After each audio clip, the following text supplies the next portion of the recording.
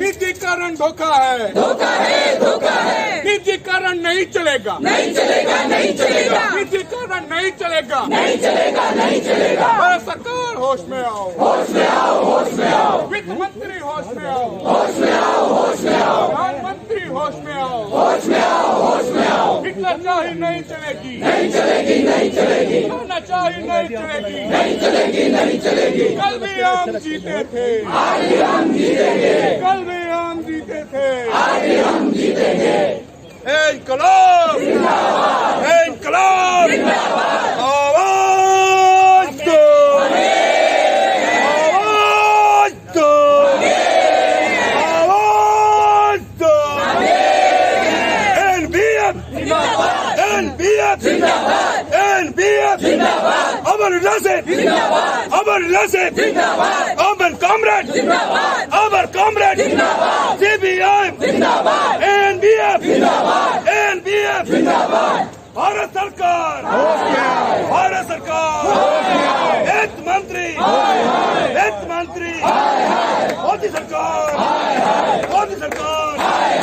निजीकरण नहीं चलेगा, नहीं चलेगा। निजीकरण नहीं चलेगा, नहीं चलेगा, नहीं चलेगा। किसाई नहीं चलेगी, नहीं चलेगी, नहीं चलेगा। किसाई नहीं चलेगी, नहीं चलेगी, नहीं चलेगी। निजीकरण नहीं चलेगा, नहीं चलेगा, नहीं चलेगा। निजीकरण नहीं चलेगा, नहीं चलेगा, नहीं चलेगा। किसाई नहीं चलेगी, नहीं चलेगी, नहीं चलेगी।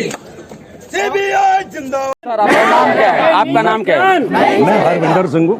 सर आप कहाँ से आए हैं, किस बैंक से आप लोग का एसोसिएशन है, ये बता दीजिए। मैं गत वर्षों का All India Nationalised Bank Officers Federation और All India Bank Officers Confederation का महामंत्री हूँ राष्ट्रीय स्तर का। जी जी जी। अभी मैं रिटायर्ड हूँ, मैं बैंक ऑफ इंडिया से रिटायर हुआ। जी जी। तो अभी आपकी क्या डिमांड है, जरा आप बता पाएंगे संक्षेप में? जरूर बता पाएंगे। ये डिमांड पूरे जग जाहिर है, देश का हर नागरिक जानता है। यह सरकार की नीतियाँ इस राष्ट्र विरोधी, मजदूरों के विरोधी और आम जनता के विरोध में है। सरकार ने अभी वित्त मंत्री ने बजट पेश करते हुए ये कहा था कि इस राष्ट्र में 2 बैंकों का निजीकरण किया जाएगा। ये उनकी परमानेंट नीति है। पिछले वर्ष भी उन्होंने आईडीबीआई को प्राइवेटाइज करने की बात की थी, कतिपय कारणों से वो नहीं कर पाए। इस साल उन्होंने ये कहा कि उस बैंक के अलावा 2 और बैंक राष्ट्रीयकृत किए जाएंगे, प्राइवेटाइज किए जाएंगे। हम नहीं जानते कि उनके प्राइवेटाइजेशन का, निजीकरण का क्या एजेंडा, उसके पीछे मकसद क्या है। हम सिर्फ ये जानते हैं कि किसी भी राष्ट्रीयकृत बैंक का निजीकरण होगा तो इस देश की जनता को परेशानी के अलावा कुछ नहीं झेलना पड़ेगा। आम व्यक्ति, आम नागरिक किसी भी प्राइवेट बैंक के अंदर घुसने से आज भी डरता है। जितनी सरकार की नीतियां हैं वो राष्ट्रीयकृत बैंक पूरा करते हैं, चाहे वो जनधन योजना हो, चाहे वो रोजगार देने के ऋण की योजनाएं हो, चाहे वो कृषकों को ऋण देने की योजना हो, ये सिर्फ राष्ट्रीयकृत बैंक पूरा करते हैं। निजी बैंक तो गांव में जाने से डरते हैं, अर्ध शहरी क्षेत्रों में जाने से डरते हैं। अगर उन बैंकों का, सरकारी बैंकों का प्राइवेटाइजेशन होगा तो इस देश की आम जनता की सुख सुविधाओं को कौन पूछेगा? जी सर। तो हमारी मांग जो है इस देश की आम जनता के लिए है। हमारा तो जो होगा हम अपने आप निबट लेंगे, हमारी बहुत बड़ी संख्या है। हम सरकार से मांगे मनवा सकते हैं अपनी वित्त की। ये लड़ाई हमारे वित्त या हमारी सर्विस कंडीशंस को लेकर नहीं है। ये हमारी जो मांग है, आज की हड़ताल है या कल की हड़ताल है, इस देश के आम नागरिक के लिए। अच्छा सर, एक चीज़ बताइए, आपके साथ कौन कौन बैंक के जो मुलाजिम है, जो ऑफिसर्स हैं, आप लोग का सॉलिडारिटी में आए हुए हैं? United forum of bank unions की सभी संस्थाएं, सभी यूनियन, सभी एसोसिएशन, चाहे वो अधीनस्थ वर्ग हो, क्लरिकल वर्ग हो या अधिकारी हो, सभी इन 2 दिन की हड़ताल में शामिल हैं। और आज पूरे देश के सभी बैंक बंद हैं। लेकिन सर आपको लगता नहीं है कि निजीकरण का जो पहिया है, जो कि लोगों को कुचल रहा है, इसको रोकने के लिए हम लोगों को राजनीतिक समर्थन की भी ज़रूरत है? क्या इस तरह के लोग आपके साथ आ रहे हैं? सभी विपक्षी दलों ने इसका विरोध किया है। संसद के अंदर भी प्रश्न उठाए गए हैं, लेकिन ये सरकार को आप जानते हैं, जिद्दी सरकार है, देश को बेचने पर उतारू है। सभी पब्लिक सेक्टर बेचे जा रहे हैं और निजी हाथों में बेचे जा रहे हैं। और मुख्य उद्देश्य अपने इलेक्शन के लिए चंदा उगाने के लिए उनको खुश करना है। विपक्षी दलों को भी कुचला जा रहा है, आप सभी जानते हैं, मुझे उसमें विस्तार से बताने की आवश्यकता। लेकिन सर एक चीज बताइए, बैंक के जो सरकारी बैंक के भी बड़े बड़े आला जो अफसरान हैं जो ऊपर बैठे हुए हैं, वो भी सरकार की हर बातों में हाँ से हाँ मिलाते हैं। इसलिए हाँ से हाँ मिलाते हैं कि जितने भी एमडी हैं, चेयरमैन है या एग्जीक्यूटिव डायरेक्टर है, वो उनके द्वारा अपॉइंट किए गए हैं। जी जी जी। तो हाँ तो मिलाना उनके लिए लाजमी है, वरना उनके अगेंस्ट एक्शन लिया जाएगा और उनको बैंकों से बाहर निकाल दिया जाएगा। जी जी जी। अच्छा एक चीज़ और बताइए, जैसे कि खाते में अगर 3,000 रुपये या 2,000 या 1,500 रुपये कम होते हैं तो पैसे कटते हैं, इससे लाखों करोड़ों लोगों को रुपया वो बनाते हैं और गरीब लोगों का पैसा कटता है। इस तरह की जो जन विरोधी जो योजनाएं हैं, इसका भी समर्थन आपके बैंक के ऊपर बैठे हुए अफसरान करते हैं? नहीं, ऐसा नहीं है। सार्वजनिक क्षेत्र के अंदर, बैंकों के अंदर जो मिनिमम बैलेंस की रिक्वायरमेंट है वो बहुत ही कम है, 1,000 रुपये है। तो 1,000 रुपये तो हर व्यक्ति रखता है। ये सब खर्चे जो हैं। लेकिन सर जिसके पास 1,000 भी नहीं है उससे पैसे काटने की क्या जरूरत है? नहीं, अभी किसी भी सार्वजनिक क्षेत्र के बैंक के अंदर इस तरह के खर्चे कटने की मनाही है। हमने तो जीरो बैलेंस से भी खाते खोले हैं, उसमें से कहाँ खर्चा कटेगा? अगर किसी की सब्सिडी आई 500 रुपये तो उसमें से कोई खर्चा नहीं करता है। ये सिर्फ निजी क्षेत्र के बैंक करते हैं। अच्छा, कोरोना लॉकडाउन के दौरान आपके बैंकिंग जो सेक्टर है वहाँ पे मुलाजिमों के साथ क्या हुआ, क्या उनकी हालत के बारे में बताएंगे? क्या हो रहा है? सुन रहे हैं कि जी जी जी। देखिए जी, जो कोरोना वॉरियर्स सरकार ने डिक्लेयर किए, सबसे बड़ी ज्यादती तो ये की कि बैंक कर्मियों को उनमें शामिल नहीं किया गया।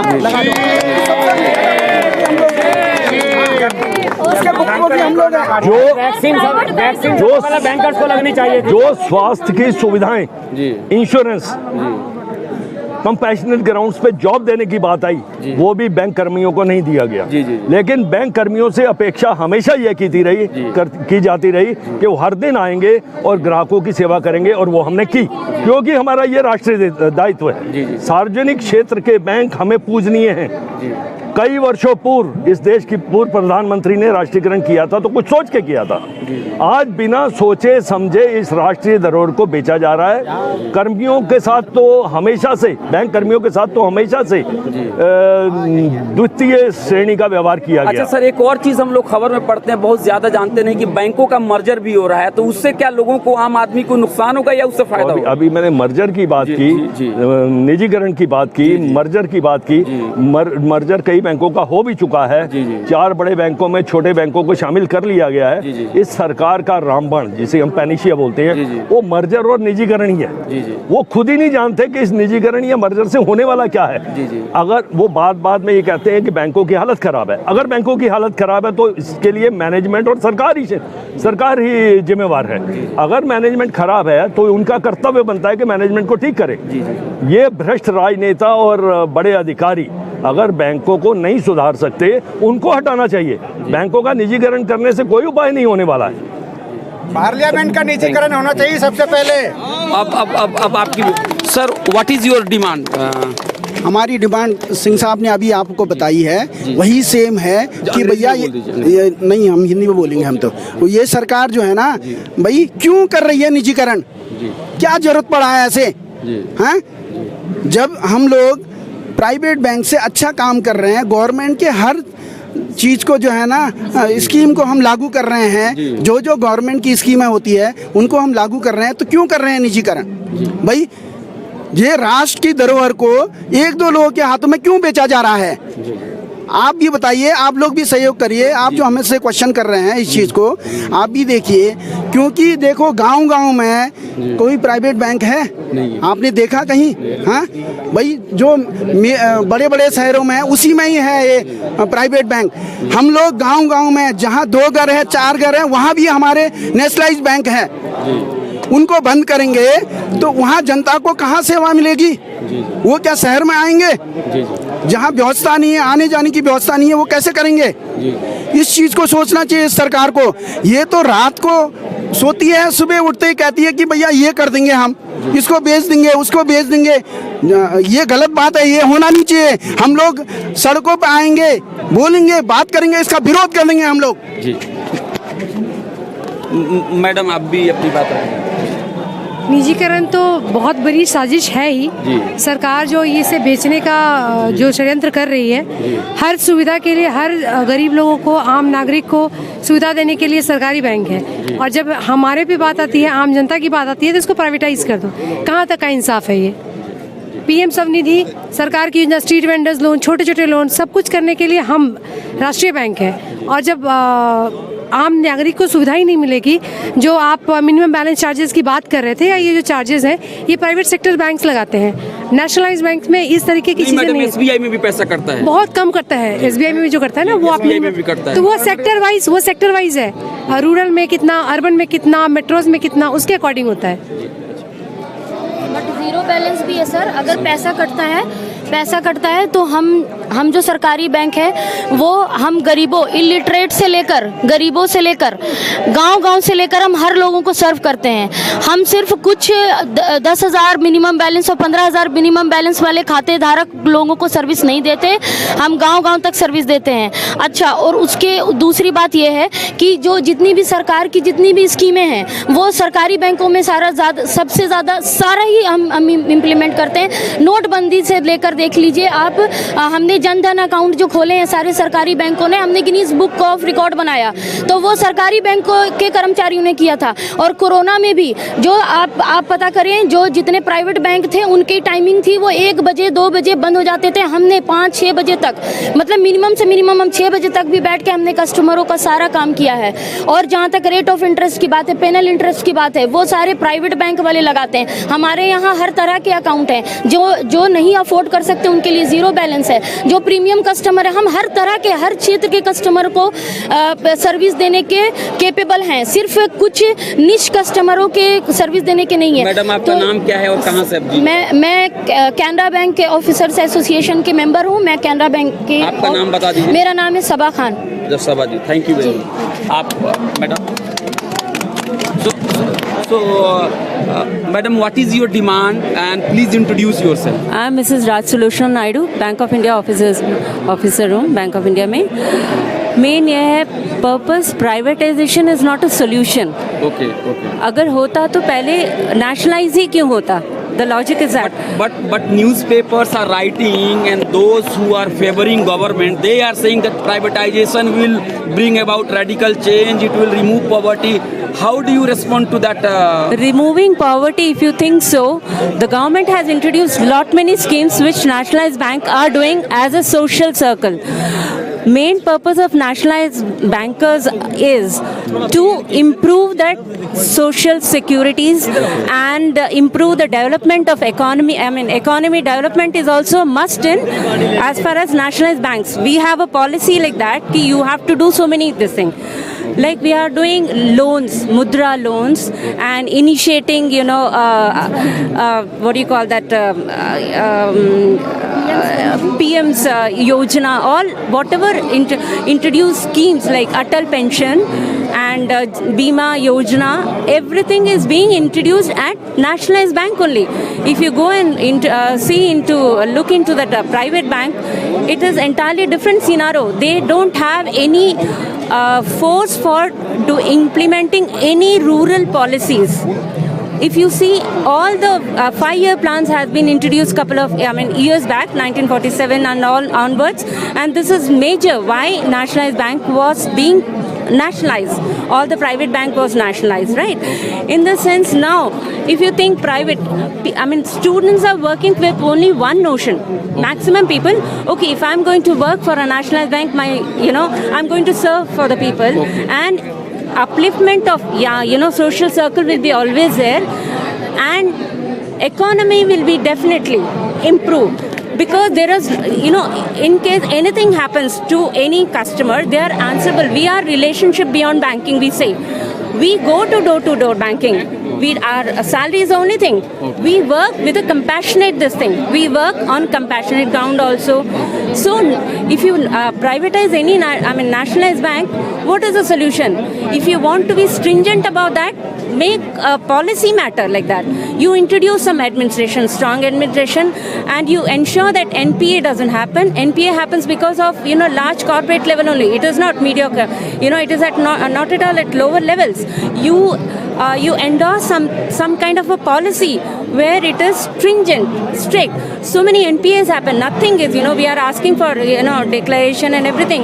Yes, if someone does, run away with the money of bank, you ensure the whole family. You take the money from them. Why you let them abscond like that? So nationalized bank, we work for that economy. So, okay, madam, in brief, if the finance minister is watching your this speech, what is your message? You please. Yes, sir. I would really want, no nationalized bank should be privatized. I mean, Number one. No nationalized bank should be privatized. And if you kindly make some kind of a policy matter where you can introduce stringent lines for that instead of making a privatization. So many laws of this thing, people have, youngsters work hard for that. Why do people, work for government organization? If you see in hospitals also, people go for first government hospitals only. We are saying, why do you want, no one wants to go much about private because they know how safe they feel. So any person can come and approach a nationalized bank. They know they will be understood. They will know they have a sympathetic value about them. So once again, I would wish that, no privatization. We will fight till our end. Okay. So madam, please tell your name also and the name of the organization to which you are associated. I am Mrs. Raj Sulochana Naidu, working from Bank of India as an officer. Okay. And your association, this association under... This is AIN and BOF.